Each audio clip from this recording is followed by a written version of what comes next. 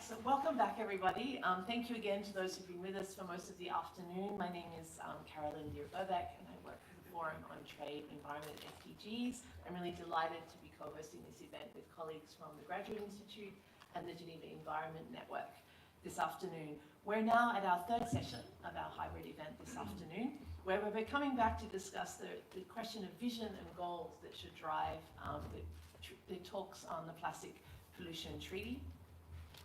Focusing on the outcomes and the system change needed and how the treaty should be structured to achieve them.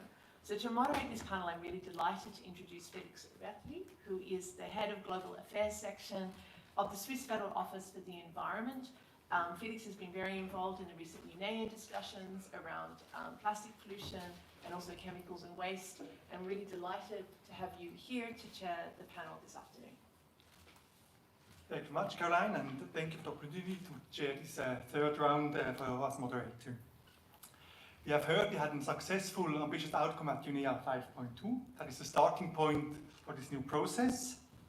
I think for us as a government representative, it's also clear that it's not just a joy about the success, it's also an obligation that we are now able to deliver on this result. And as some have said, that was the easier part, what we have done so far. The real hard work starts now to define this treaty. We have heard this afternoon we have to discuss and look how we can reduce the use of plastics, reduce the use of raw materials, how we can reduce existing products, how we can recycle, and also tackle the waste question. At this third part of the panel, we look a bit on the questions on how will the system look like that allows us to end the plastic pollution, so to achieve this target. What are the key goals, targets and outcomes that we have to achieve? And what are the key approaches, the key tools that we need to achieve these goals? So what are those key elements of the treaty? We have a great number of panelists and there are a lot of expertise. They will bring in different kinds of perspectives, political perspectives, from NGO side perspectives, real life experience working with waste, and also a lot of knowledge about system consumption and production. And I'm happy to introduce the first panelist. It is Ambassador Gustavo Meza Cuadra Velázquez. He's the former Minister of Foreign Affairs of Peru, and he has a 30 years career as a diplomat, has a long experience in multilateral affairs, and also recently he has been announced as a candidate of Peru for the Bureau of the Ink process and to chair the process. Ambassador, you have the floor. Thank you very much. Good afternoon to everyone. First of all, I would like to thank the Forum on Trade and Environment and the SDGs, Global Governance Center and the Geneva Environment Network for organizing this very important event. I would like to reaffirm through my participation in this event a commitment of the Republic of Peru to promote awareness on plastic pollution as a global environmental concern. The government of Peru is well aware of the devastating effects of plastic pollution on the loss of biodiversity, ecosystem services, and the worsening of the climate crisis. In this sense, Peru has taken several measures to address this problem, including resolutions related to comprehensive solid waste management and single-use plastics and disposable containers, as well as roadmaps for the integral management of plastics in the industry and artisanal fishing management of plastics in artisanal fishing sectors. Peru also promotes this subject in several regional forums. Like many environmental problems, plastic pollution is a transboundary problem that cannot be tackled by individual actions alone.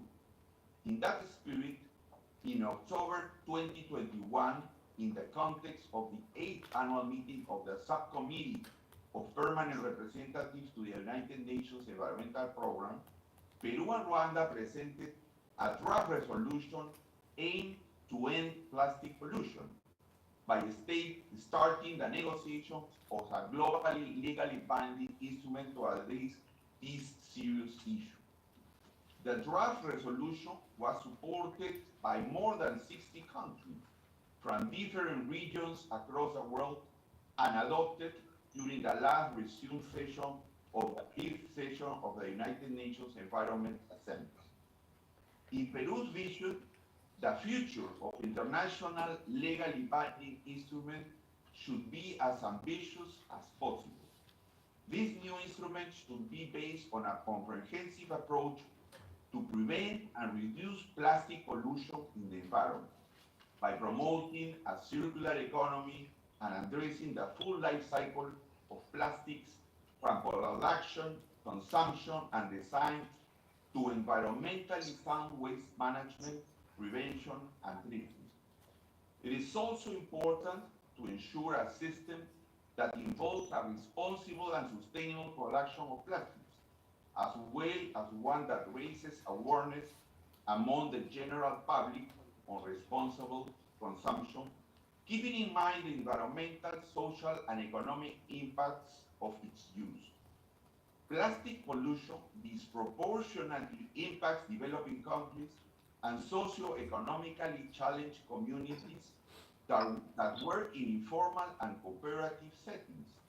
That's why we need a strong treaty with ambitious objectives, but equally ambitious means of implementation that considers the needs of developing countries.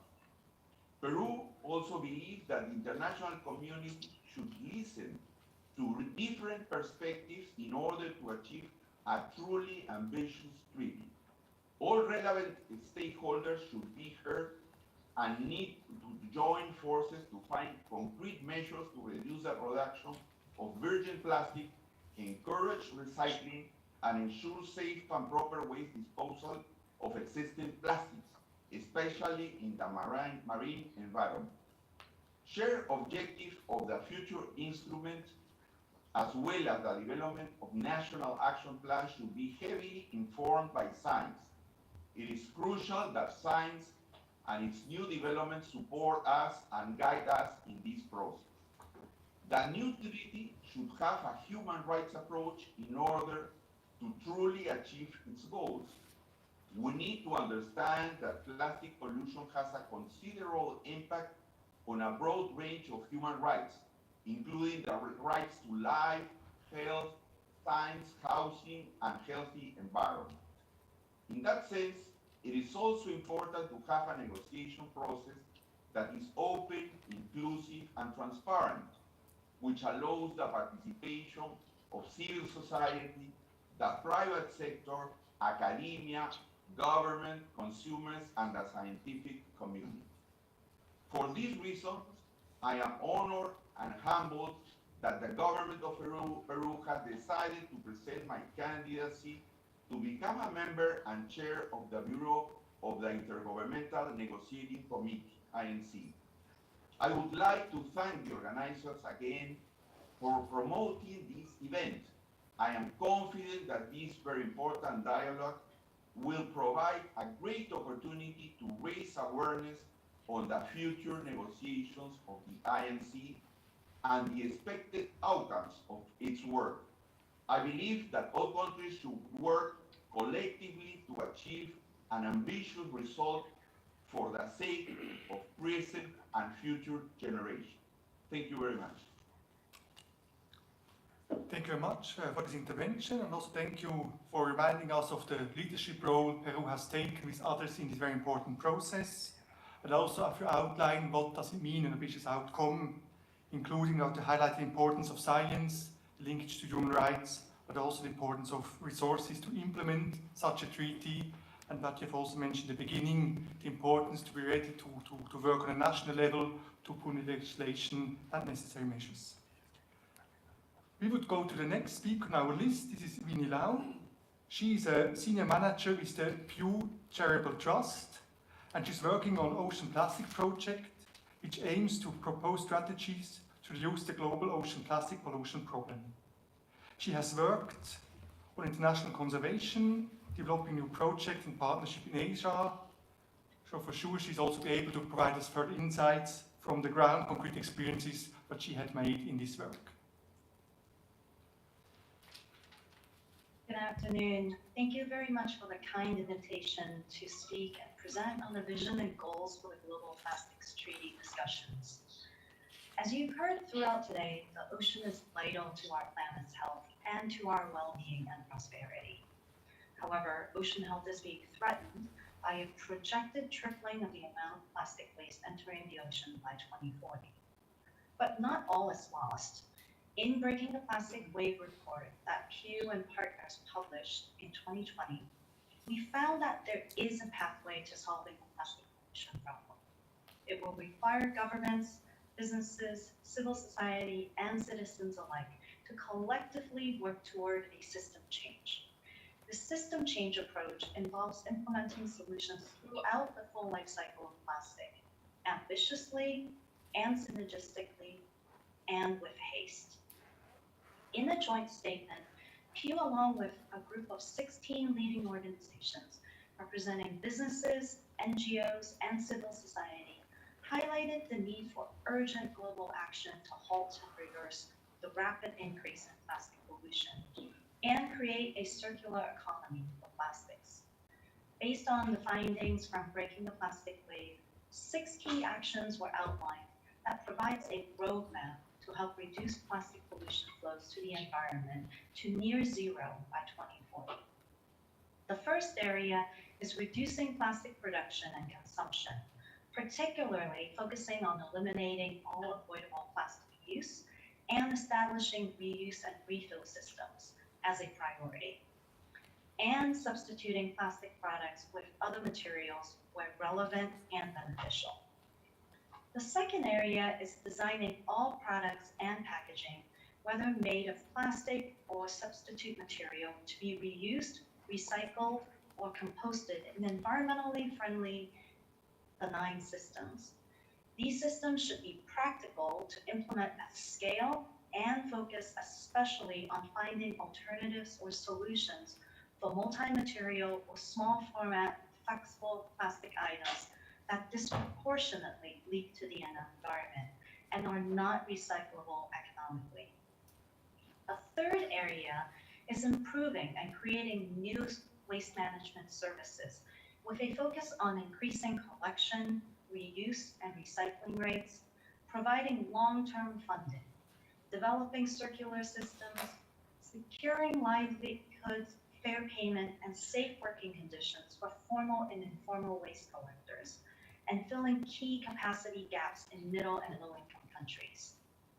The fourth area is restricting and regulating transboundary movements of plastic waste, with export to countries with a proven capacity to manage and recycle both imported and domestically generated waste in accordance with globally accepted environmental, health, and safety standards.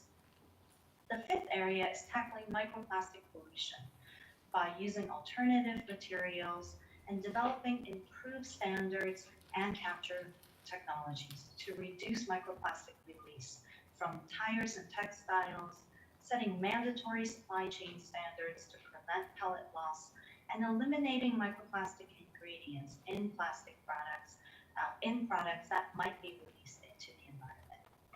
And the sixth area is eliminating maritime sources and other sector-specific sources of plastic pollution, such as agriculture and construction, through policy interventions and incentives that minimize waste and increase collection and recycling rates at the end of life.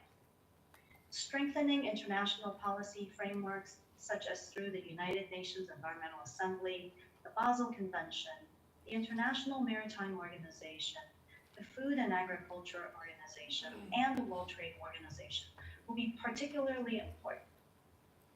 The discussions around the Global Plastics Treaty at UNEA could include setting an ambitious goal of reaching near zero plastic pollution entering the ocean by 2040 and reducing overall greenhouse gas emissions from plastics throughout their life cycle through a system change approach. And with an ambitious global blinding plastic pollution treaty, we have the potential to reverse and stop plastic pollution from within one generation. Thank you very much. Thank you very much, Winnie, for this very clear outline of a roadmap, the 6 tasks we have to tackle, the linkage to other actors such as the Basel Convention, FAO and others, and also other benefits, co-benefits that can be achieved by an ambitious outcome of the treaty. I think you have also prepared the ground for the next speaker, Erika Nunez. She works as a program officer at the Oceans Foundation, and she was a core team member that developed the Plastic Policy Playbook, Strategies for Plastic-Free Ocean. That is a guidebook for policymakers and relevant stakeholders on plastic policy solution. Erika, I assume, will also build up what the previous speaker has said, and as I represent the policymakers, I will listen carefully on your advice, what I have to do in the next weeks. Thank you. Thank you very much. I want to make sure you can hear me well. Greetings, everyone, and thank you to the Forum on Trade, Environment, and the SDGs, the Geneva Environment Network, the Geneva Graduate Institute, and others for hosting this very important event. It is an honor to speak with you today, and I am grateful for the opportunity. My name is Erika Nunez. I'm the Program Officer for the Plastics Initiative at the Ocean Foundation, a nonprofit organization based in Washington, D.C. There is an immense amount of expertise on this panel, and I imagine that we all share complementary views of what our vision and goals are for the global framework to end plastic pollution, which will be negotiated over the next few years. We've all heard the saying that when it comes to plastic pollution, there is not one singular solution that will solve this problem, and I believe the mandate that was negotiated at UNEA 5.2 does provide the foundation to tackle the complex issue of plastic pollution.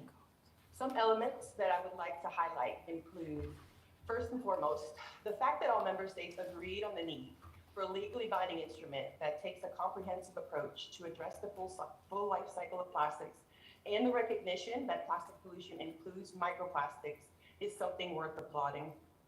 In addition, the provision that promotes the development of national action plans that work towards the prevention, reduction, and elimination of plastic pollution are all necessary to ensure the development of a framework that could truly have impact. And I want to also note that the recognition of the significant contribution of workers in the informal and cooperative sectors is a step towards establishing an inclusive framework that we must not lose sight of. But I want to focus the rest of my talk on the provision which calls on this framework to promote the sustainable production and consumption of plastics, including product design. The OECD defines sustainable plastics as plastics used in the products that provide societal benefits while enhancing human and environmental health and safety across the entire product life cycle. We know that currently the development of plastic products does not always take this definition of sustainability into account. More than 10,000 chemicals, including monomers, additives, and processing aids have been identified to be used in the manufacture of plastics, many of which little is known about their impacts. But we do know that about 2,400 of them have been identified as potentially hazardous. Sustainable plastics should limit the creation of waste, toxins, and pollutions from their production to next use or end of life, should have minimal negative impacts on humans and the environment, climate, and promote a more circular economy. We know that about 90% of all plastics is not recycled or cannot be recycled. Only about 21% of plastics are even theoretically recyclable in the most perfect system. Plastics are made to be too complex and often too customized to contribute to a true circular economy. Manufacturers mix polymers, which come in a multitude of formulations, additives, colorants, adhesives, and other materials to make different products and applications. This often means that products are made up of various layers of plastic film that would otherwise turn a recyclable product into unrecyclable single-use pollutants, as these ingredients and layers are not easily separated.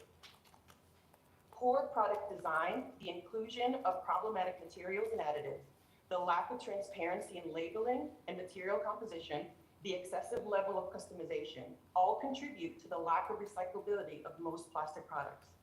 So in terms of this discussion and why we're here today, one of my goals is that in the resulting framework to end plastic pollution addresses the design of plastic at the production stage to be simplified, sustainable, and most importantly, safe for humans and the environment.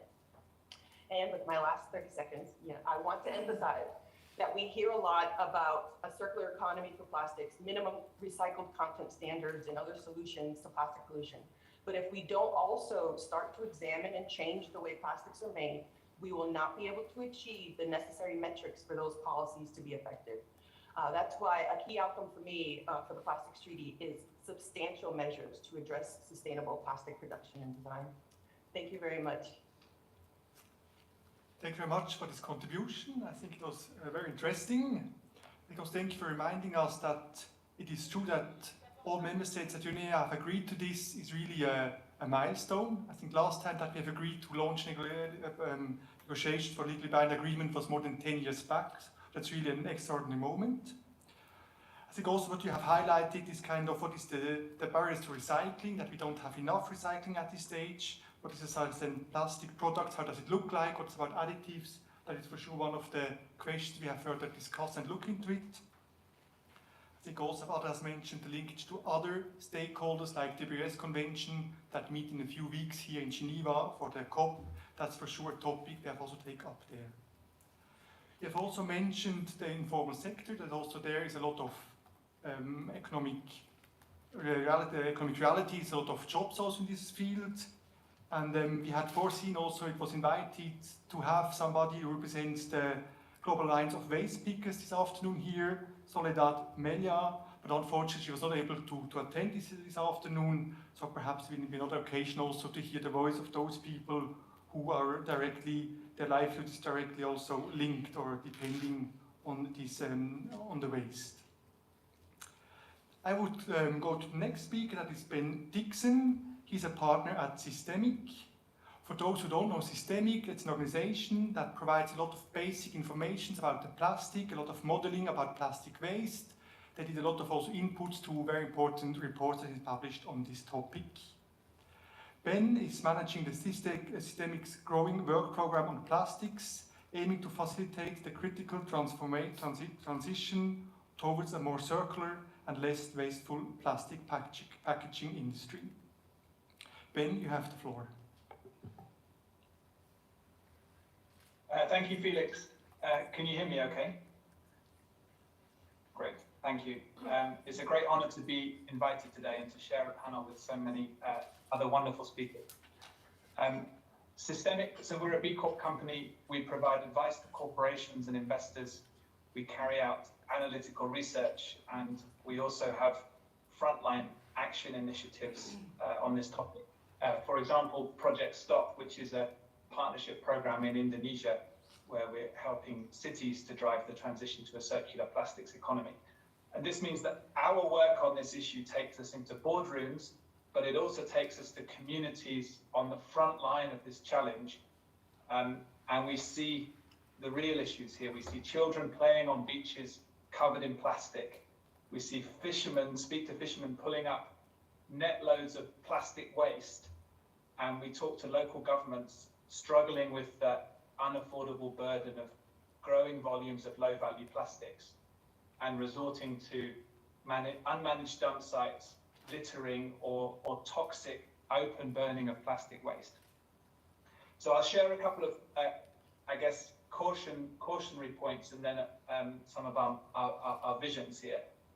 The two cautionary points I would share is, firstly, we absolutely share the excitement of many people who've spoken today about this unique and historic opportunity for a legally binding global treaty focused on plastic pollution.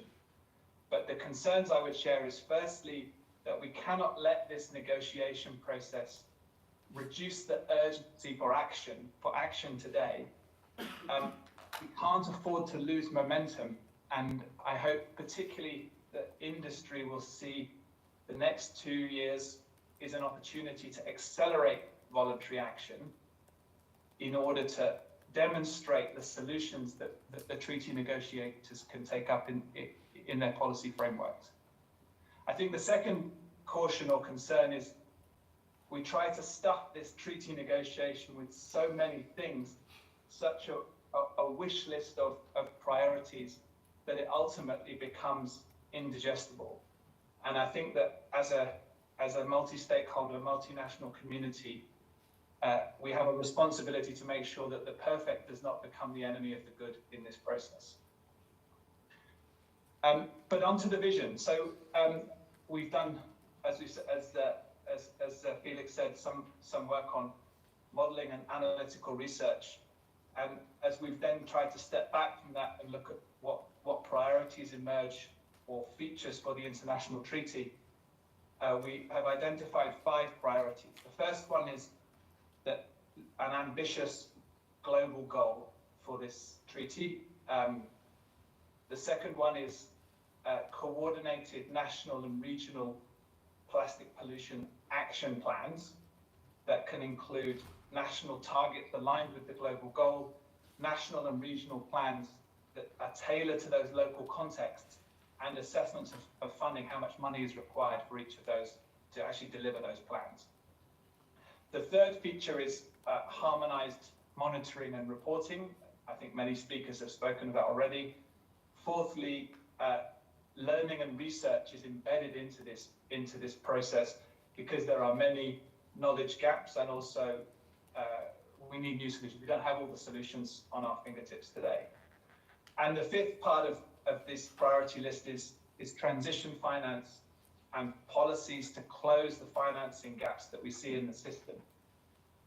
So of those 5 priorities, personally, I would just highlight the 5th point about closing financing gaps as a particular priority for the negotiation. What we have seen in our analysis and also in our action initiatives is that many solutions already exist for a circular and zero pollution plastic system, but they are not in the money, and they're competing with a high waste, highly optimized system of fossil fuel derived single-use plastics. In Indonesia, the research carried out for the Indonesian National Plastic Action Partnership indicates that Indonesia alone requires $18 billion in infrastructure financing and additional funding at least $1 billion per year to sustainably operate this infrastructure. And these are the financing gaps that we need to close. And policies such as reuse mandates, extended producer responsibility policies, virgin taxes, or recycle content mandates, all of these kind of policy instruments have the potential to close the gap and to make these circular solutions commercially successful so that they can grow with this tailwind of investment, they can bring jobs, and they can bring local economic benefits. So thank you for the opportunity to contribute today, and I look forward to hearing more from the other speakers. Back to you, Felix. Thank you very much, and also thank you for the cautious words. It's always good not to only be enthusiastic, but also be realistic. So, and also the call not to slow down, but accelerate actions while we are negotiating the new treaty.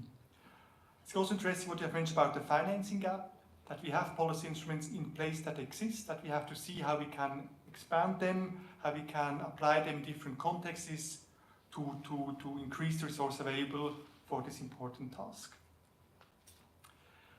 We would go to our next speaker. This is Joao Sousa. He is a senior program officer at IUCN. He works in the Global Marine and Polar Program. He's focusing on microplastics, biodiversity action plans, carbon offsetting, and energy. And he works and aims to put an end to marine plastic pollution. Joao, you have the floor. Good afternoon. Thank you very much for the introduction, and thank you very much for the invitation. I work at IUCN. IUCN believes that the plastic pollution issue needs to actually be dealt, of course, in a holistic manner.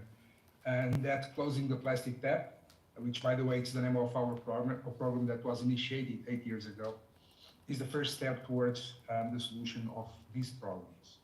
As plastic is not one product, but a family of products, we're dealing with a family of problems. It doesn't sound right, but it's just true.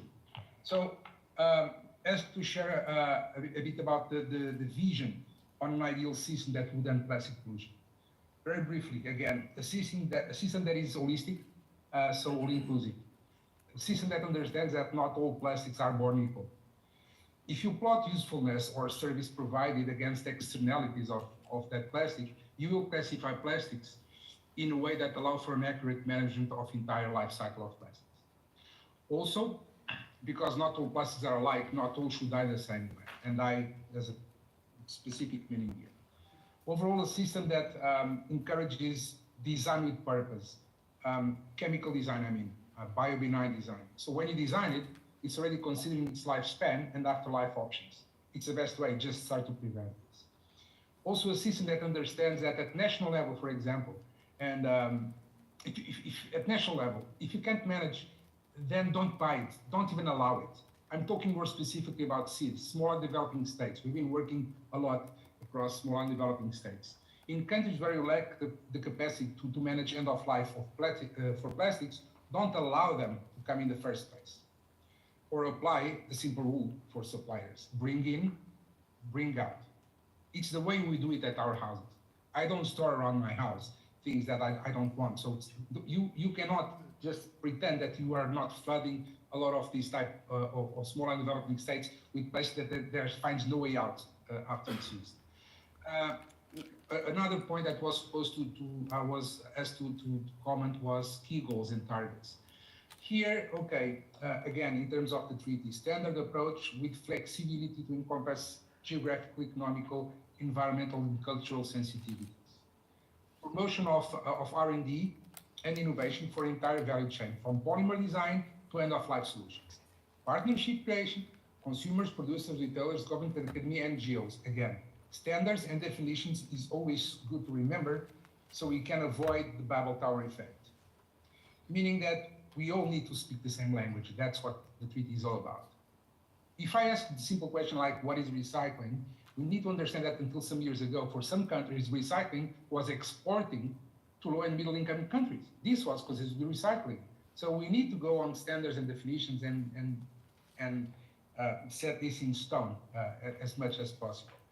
Key approaches and features for the new international Treaty on Plastic Pollution. Point one, again, all inclusive with all stakeholders, specifically, and I should mention these waste pickers, that seem to be so often forgotten or only considered as raw material provider for recyclers, when in fact they provide a service to the environment and should actually be paid for that.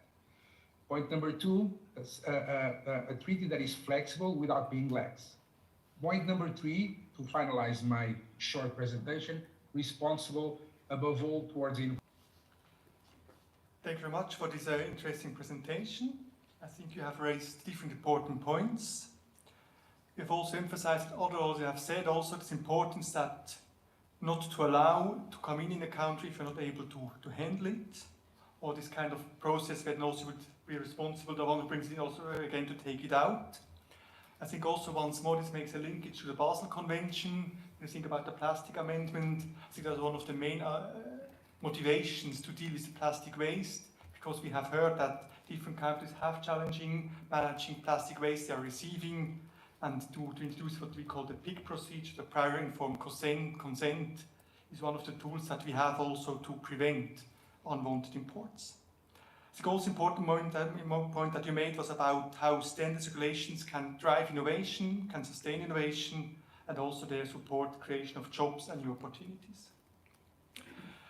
We will turn to the next speaker, that is Carsten Wachholz.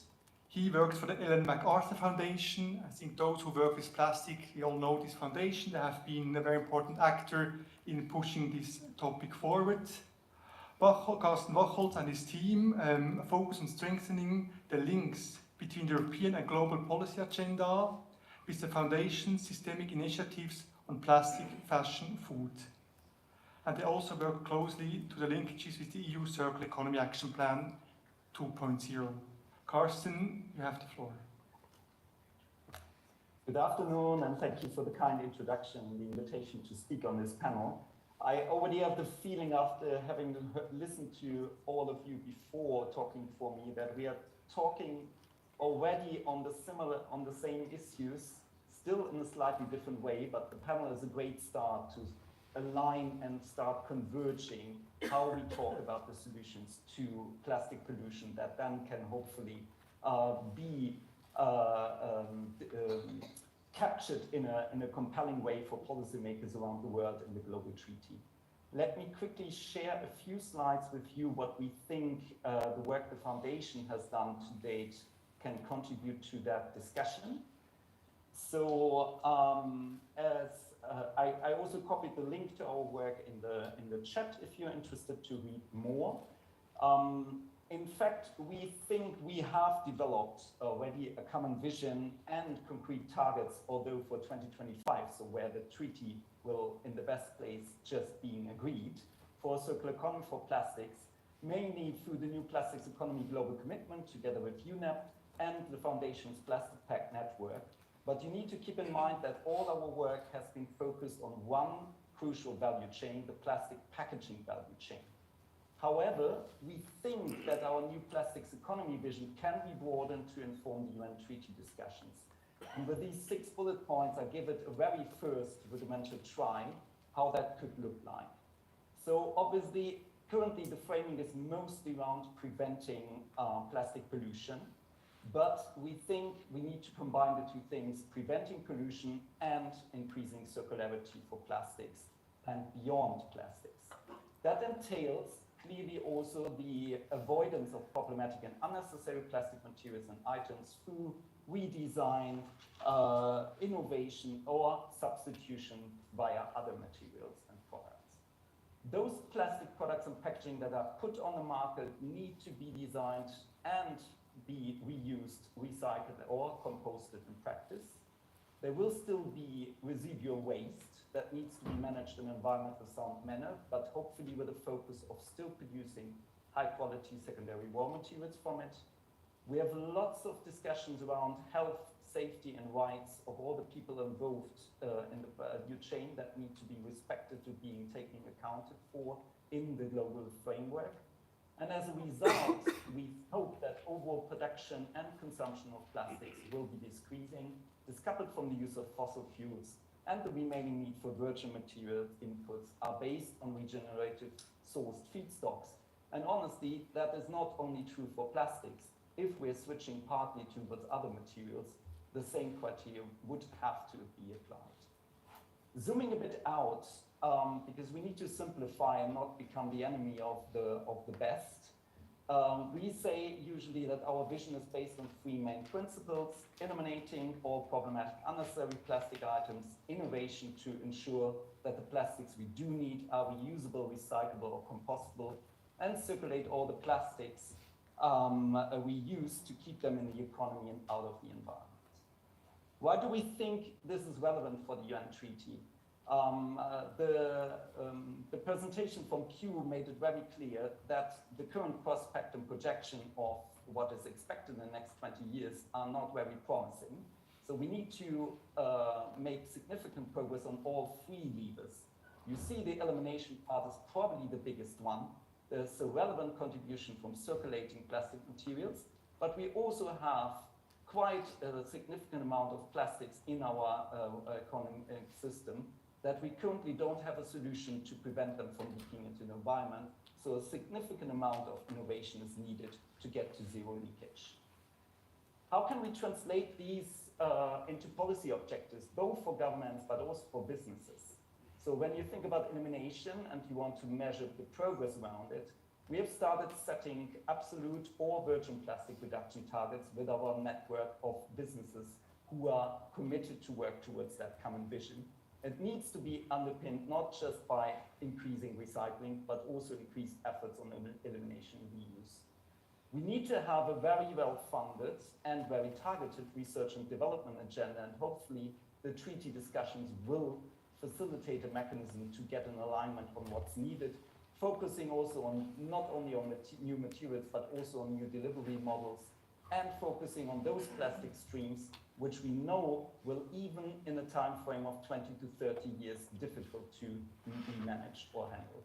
And finally, we need mechanisms to provide stable recurring funding for collection of cycling, where we all know that if industry doesn't pay their fair share through extended producer responsibility schemes or equivalent mechanisms, we will not ramp up the systems and infrastructures needed. What policy priorities should the negotiations on the Global Plastics Treaty take into account? So we tried to capture that again into 3 elements. We heard already a lot about design. We think mandatory design requirements can help us both on the elimination part, because if you don't fulfill certain requirements, you should not put it on the market. Those who are put on the market including the non-plastic alternatives or substitutes, must be reusable, recyclable, or compostable. The downstream part is, as I just pointed out, mostly focusing on systems and infrastructure. But even if we bring those two elements together, if we don't shift regulatory and economic incentives to promote the uptake of circular solutions, new deliverable modes, recycled materials, it will not work. It will not work because the economics are still hardwired towards cheap virgin plastics and the linear system. Just to say that this is not totally detached from what others are talking about it. So the OECD Global Plastic Outlook that has been published, the first part just ahead of UNEA, has defined three similar type of policy packages. There's the immediate need to close leakage pathways, which is very closely linked to the questions of systems and infrastructure to collection and disposal. They talk also about incentives, but rather narrowly defined for recycling and sorting, while we are talking about broader economic incentives to shift the system. And then there is the advanced option of restraining demand and design for circularity. So again, I see already that several actors in the field are starting to align how they talk about the need for the policy response to plastic pollution. For us, it's clear, in the end, key targets, principles, concepts, standards, terms, metrics, including hopefully legal definition of a circular economy approach for plastics and beyond plastics, will have to be integrated into a global agreement to end plastic pollution. Many thanks, and happy to contribute to the discussion going on. Thank you very much, Carsten, for this very sound presentation. I think there was a very clear point, also linkage to previous speakers. And I liked also this new plastic economy, this kind of model, and the three keywords: eliminate, innovate, circulate. I think that we will use also in further speeches. I think that's quite clear and outlines in a very easy way some of the key aspects. I think also our next speaker, Paolo Clarin, he will build up on a lot of what you have said. Paolo has more than 20 years of experience in plastic recycling, and we have heard that design and recycling are key issues when we discuss about the potential, about the treaty that we have to negotiate. So we're much looking forward to hear from Paolo his insights about recycling and what we can do in this field. Thank you. Thank you. First of all, let me thank you, the organization, for having invited me here. And I guess I could bring maybe the viewpoint of a plastic recycler with 22 years experience, and maybe we should hear some kind of viewpoint from the field. I guess this could be a very important part of the solution, I mean plastic recycling. And I just would like to point out some key concepts that should be probably better investigated, more deeply investigated. First one is the value that we give to the waste. So we have to find a way on how to give value to the waste, because if we will be able to increase the quality of waste, we will be able, with the proper collection, with the proper sorting, to feed at the best the recycling activity. And recycling, I would say, I will try to make it quite easy. If you have a good quality in, you will have a good quality out, and the other way around, bad quality in, bad quality out. But if you are able to have as an outcome and high quality, then you will have high chances to replace virgin materials, which answers to one of the points, that's how we can reduce the usage of plastics, make it circular. And you can get it circular only if you have a quality in the waste. Then the key point is how can we improve the quality of the waste? And here is where design for recycling can play a big role, and of course with some legal requirement, of course, but also in terms of incentives to the companies which are investing in design for recycling. In this extent, the concept of a modulation of green dot fees, where you have an extended producer responsibility scheme, can play a key role as a tool. Which leads me to the second concept, which is APR. APR systems has been proven to tackle, I would say, the issue in its largest part, as we can see here in Europe. Of course, worldwide, we don't have APRs in several countries, and probably we need a kind of differentiation. So for the most advanced countries like Europe, for instance, we will need probably a new generations of APR, much more focused to the circularity, while in the rest of the world where we do not have extended producer responsibility schemes, probably we have to start with the experience of the existing APRs in order to start a real economy on plastic waste. So how to collect plastic waste, how to sort plastic waste, and how to recycle it.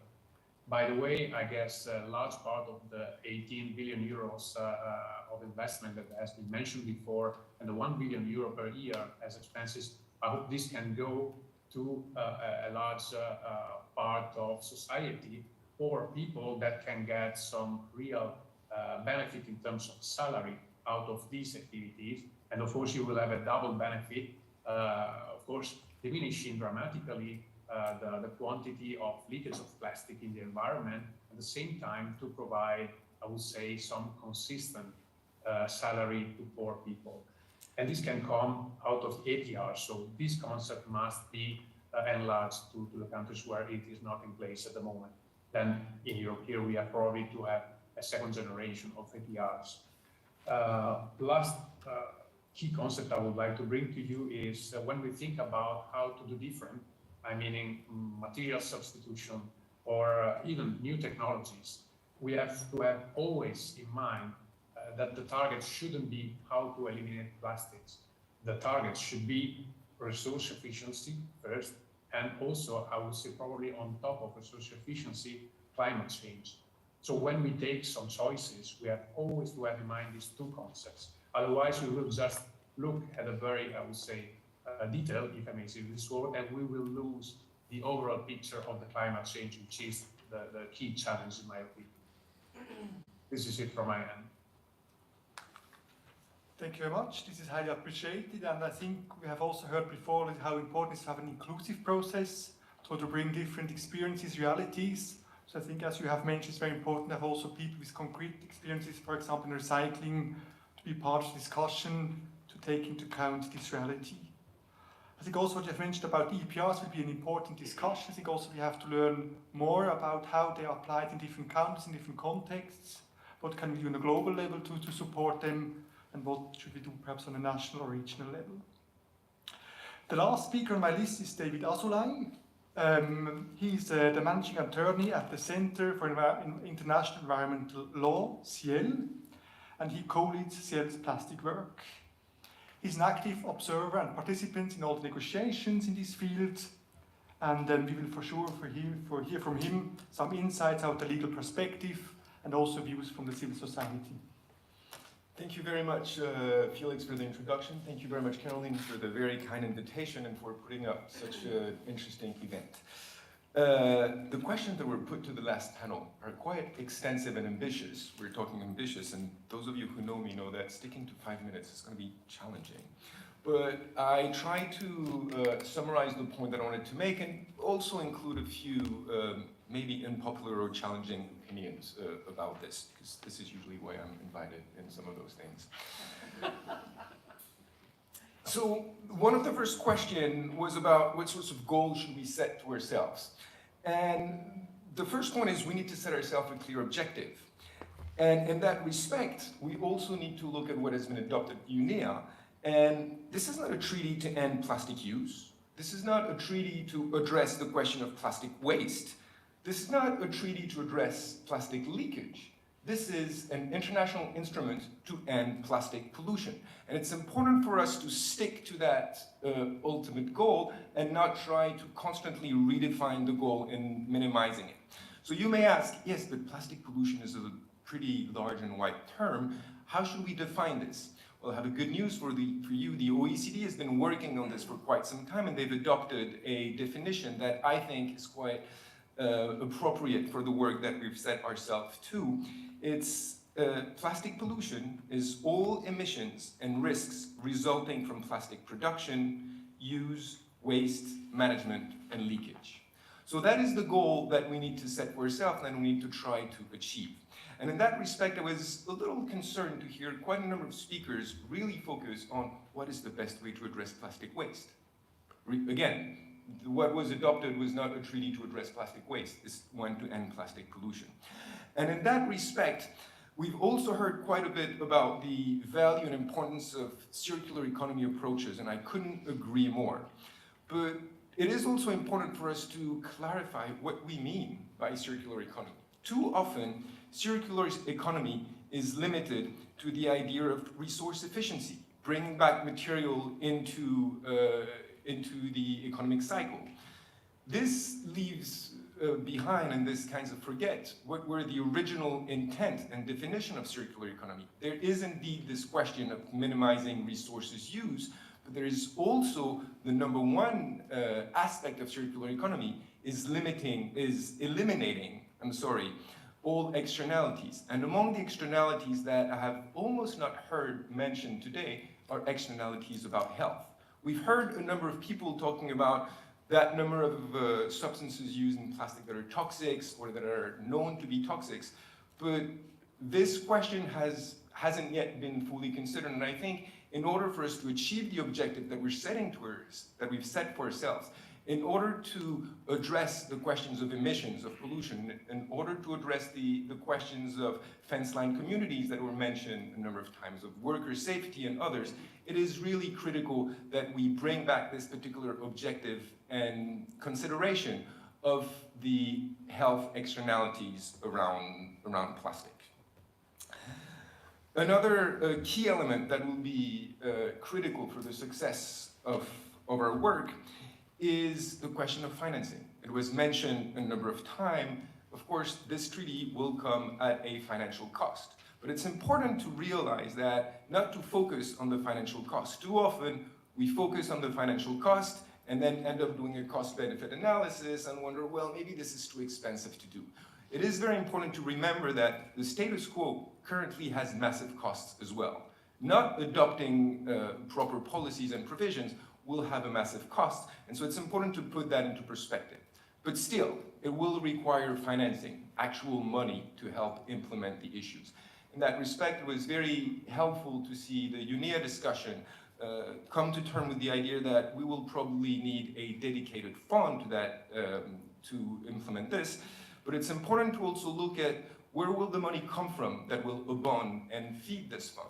Traditionally, all of those funds are abonded to by government money, external aid, development aid, and others. And some of you may remember that 30 years ago, the global community came together and adopted a number of principles that should guide international actions. And among those principles is the polluter pays principle. And so if we want this process to be successful, we have to ensure that it is provided with sufficient fund, and we have to ensure that those who have financially benefited from the production of plastic over the past 50 years pay the true costs of remediation and supporting solutions that we now have to put in place. Another thing that I've heard a lot today that I think is critical is about science-based. We want science-based pollution. And it was very exciting and very interesting to hear also the Swiss proposing ways at UNEA to support science-based policy and to support how to best use science. It is important in that respect to recognize that science can be used in many ways. And the way science works, by asking new questions and by digging and exploring for new knowledge, can be weaponized to uphold the status quo and to prevent change or to prevent ambitions to be realized or to prevent regulations to be adopted. So let's go back to that question. We want science-based. Well, we've had a number of very top-notch scientific institutions that have looked into what needs to be done in that respect to be achieved. And I'm not talking about uncertainty about what is the exact shape, color, composition of the microplastic that will have the exact impact on that particular organ or others, but really take a step back and look at all the very deep research, scientific work that has been done to identify what needs to be done. And the second speaker from this panel, Winnie Lau, told us about exactly this. They have done extensive research. And if we're serious about doing science-based policy, then this is what we should go to. They've identified science has identified the 6 major elements that we should work on, and among the first one is reducing virgin plastic production. So I am, again, very supportive of science as long as it is not twisted, weaponized, or turned against the solution and ambition that we have set for ourselves. Another element, and I'm almost done, another element that is very important that was mentioned by the Peru ambassador is the question of rights-based approach. By adopting a rights-based approach is a way to ensure not only that it's a win-win situation, but ensure a just transition, ensure that the communities that are impacted, mostly impacted, will be, their issues will be addressed. And that is something that can serve as a guidepost. So as a concluding point, I would like to say that we cannot afford to lose momentum. It took us 5 years and a half to get to this point. We have 2.5 years now to negotiate something. And we cannot limit our ambition to what we currently understand can be achieved now without upsetting the status quo. We need to keep our eyes and focus on the overarching objective, to end plastic pollution. Yes, it is ambitious, but I strongly invite and encourage you to not believe the people who will tell you that it is impossible and that we need to be realistic. This form of realism is really just a way to uphold the current status quo, and it is that form of realism that has put us in the current situation that we're in, and that requires the kind of ambition and global actions that we've set ourselves to do. Thank you very much. Thank you very much, David, for those points. I think we have also taken different points from you. We have heard the importance not only to link trade and environment, but also environment and health. So to work on this field also. We have also, what has Adel mentioned, the kind of how can we raise the funds, how can we mobilize resources. We have introduced also the polluter pays principle as one of the sources, and also warned a bit that science policy is very important, but it has also to be used in a sound and good way that it can accelerate and improve actions and not be a barrier. Caroline was very clear when she made the outline for this meeting that we have to keep time. The panelists for this one have kept the time. So I think I have 2 more minutes to ask a question. Yes. And I will turn to our first speakers, Ambassador Velasquez, because he had not the chance to react to other speakers. So Ambassador, I would like just to ask you, you have heard the different interventions now, and I was wondering, perhaps what are the key elements you take with? Perhaps one point that impressed you, or that has surprised you, or one of the messages that you will have heard that is really something that you think is very important. And to be really fair and have a level playing field, I would also give the same chance to Ambassador Luis Vallas, if he's still on, that they could also then respond to the same question on this panel. What is the key takeaway from what you have heard in this last round? Ambassador Velasquez, you have the floor. Thank you very much for this panel, these interventions. I think this reaffirms the fact that the process should be inclusive, transparent, and participatory, as we mentioned, to include all these views from civil society, the scientific community, academia, practitioners on the field, which are the ones that participated today, and I thank very much the idea that this process and this treaty needs to be ambitious is fully shared. Also, I heard that we need to be realistic. It's always like that in any negotiation, and that is the idea.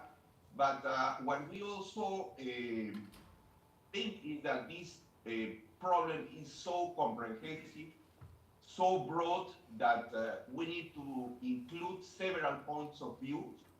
And I think that the fact that we mentioned that human rights approach is very important, because there are special communities that are very much affected by this problem. Some countries are more affected than others, particularly regarding the damage that has already been done to the environment, the oceans, and I think we need to tackle this specific problem. Now, looking to the future, but also considering that the past is already important and we need to solve what has already happened. I think that also it was very important is that, as everybody mentioned, that we consider the whole cycle of the problem, from the production, design, consumption, and also managing waste, which is a very big problem for all our countries, particularly the poorest ones. Also, I think financing was very much stressed, and I think that's the reason we stress the need of means of implementation. And I think that we need to be creative, and we need to consider the facts that were mentioned about who were the countries that were more involved in the production and the benefits of this. But I think this is a problem in every negotiation, and we need to be creative, and we need to hear every point of view.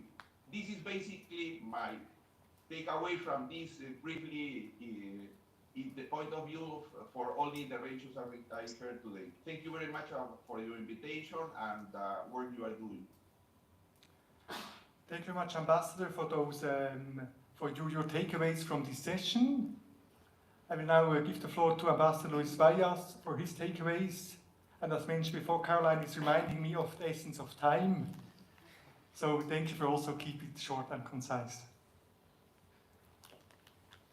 Well, thank you very much, dear Felix.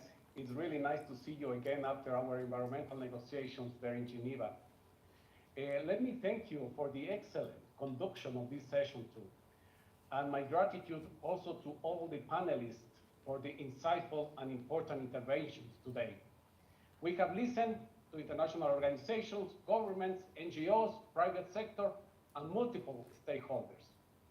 The discussion has provided us with a vision of a treaty that can be ambitious, recognizing the scale and scope of the challenge at hand, which needs to galvanize the engagement and actions from the wide range of actors.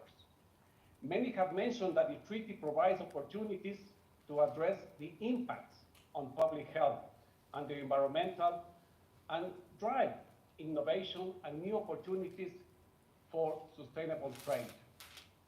We need to harness the extraordinary energy and expertise from so many stakeholders to tackle plastic pollution across the whole life cycle, noting that we will need expertise from actors we have listened to today on multiple issues.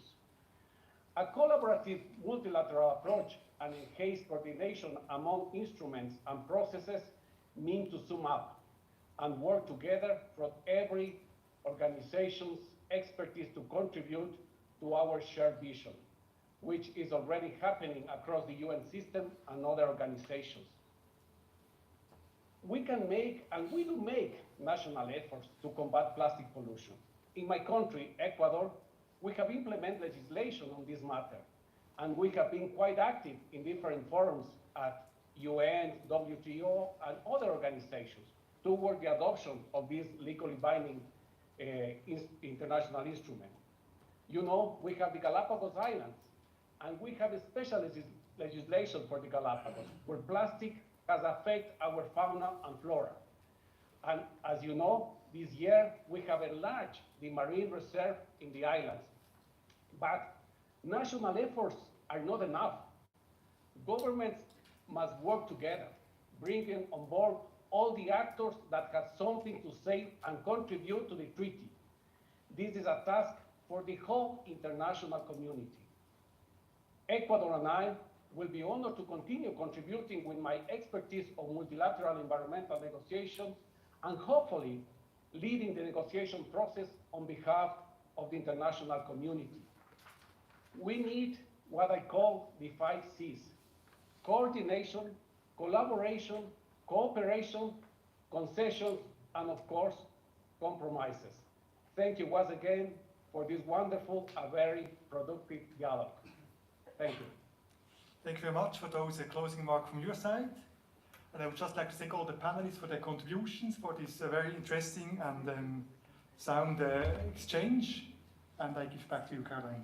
Wonderful. Thank you, Felix, and for being super Swiss and getting us almost exactly on time to finish. Thank you all for what has been really a marathon exercise to listen to all of this.